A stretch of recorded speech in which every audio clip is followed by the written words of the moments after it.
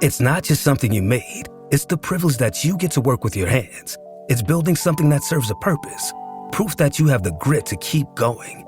At Timberland, we understand you take your craft seriously, and we do too, which is why our products are built to the highest quality.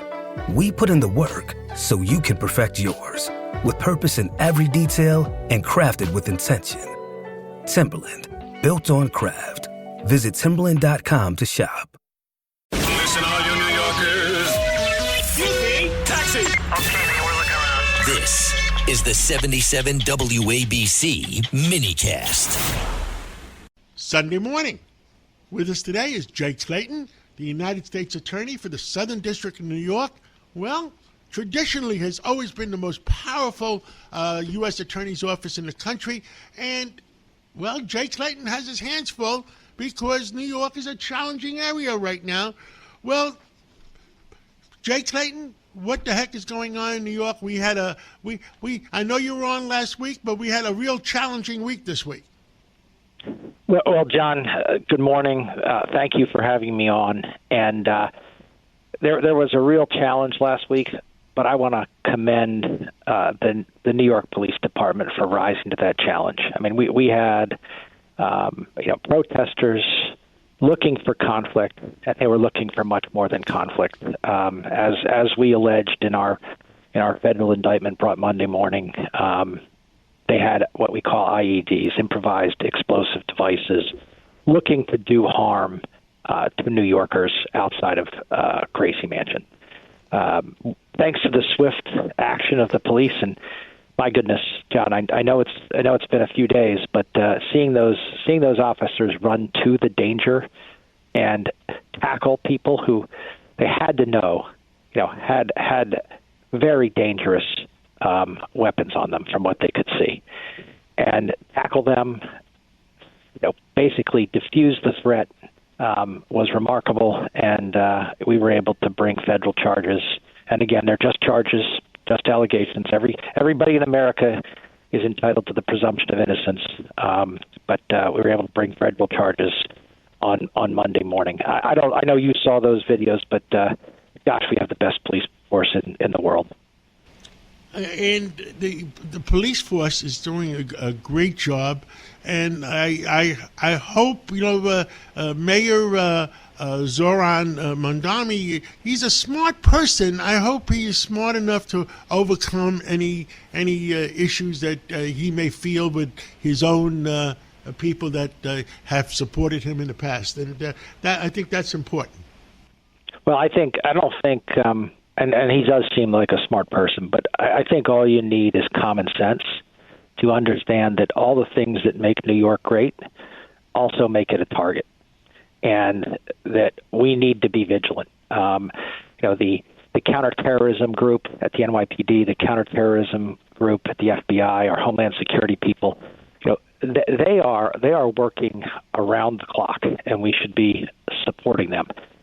John, there's something that was in this, and I'm going to take a step back and just talk about it generally, and that is this radicalization of young people in America, and also, what I would say is the influx of people who would do us harm from the outside.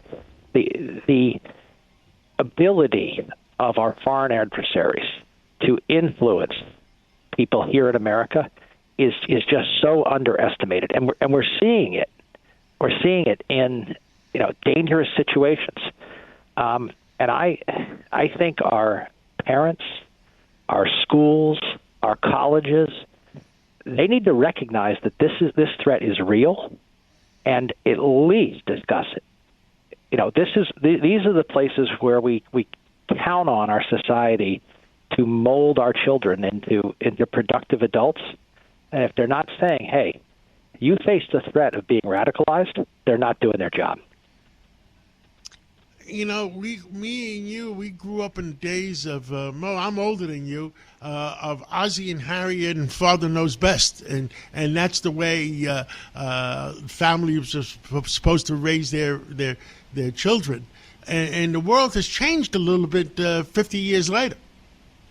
Well, when you and I grew up, we did. We were very fortunate, but we were also aware that there were people who would do us harm, and this moral relativism, John, where everybody's idea is a good idea. That's not true. There are people, and we have a hot war right now.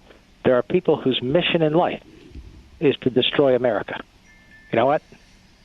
Those are not people whose ideas should be respected. Agreed. Now, tell us about, you're responsible for this entire area here in New York. What other issues? People are afraid that maybe there's sleeper cells, et cetera, et cetera. Gut feeling.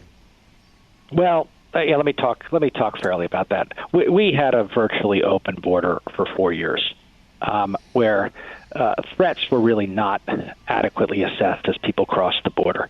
As a result, the risk from that type of person, whether it's associated with the drug cartels, Tren de Aragua, MS-13, or some other group, the risk of malign actors in the United States is as high as it's ever been. And that's why I go back to the really exceptional work of the NYPD, the FBI, Homeland Security. John, just since the beginning of the year, we have arrested 3 people who were intending to carry out assassinations on American soil. Are they related to any particular country, or are you allowed to say? Well, what I will say is the people we identify regularly as people who would do harm to the United States, we should understand that they are active in these types of areas. Understood. And the American people can handle this truth. We should be vigilant. We should be on the lookout. We should see whether somebody is being radicalized. And if you think they are, pick up the phone and call the FBI. Pick up the phone and call the NYPD. Is there a number? I mean, we want to call the NYPD, the police department. We call 911. Should we develop a number to call the FBI if it's I guess, national? Yes, John. The number 1-800-CALL-FBI. CALL-FBI. 1-800-CALL-FBI. That is okay. We should publicize that number because it's. I'm sure there's things that want to be called in like that. What else do you want to tell on Sunday morning? You want to tell the American people? Well, I want to be positive too. I want to be very positive in that.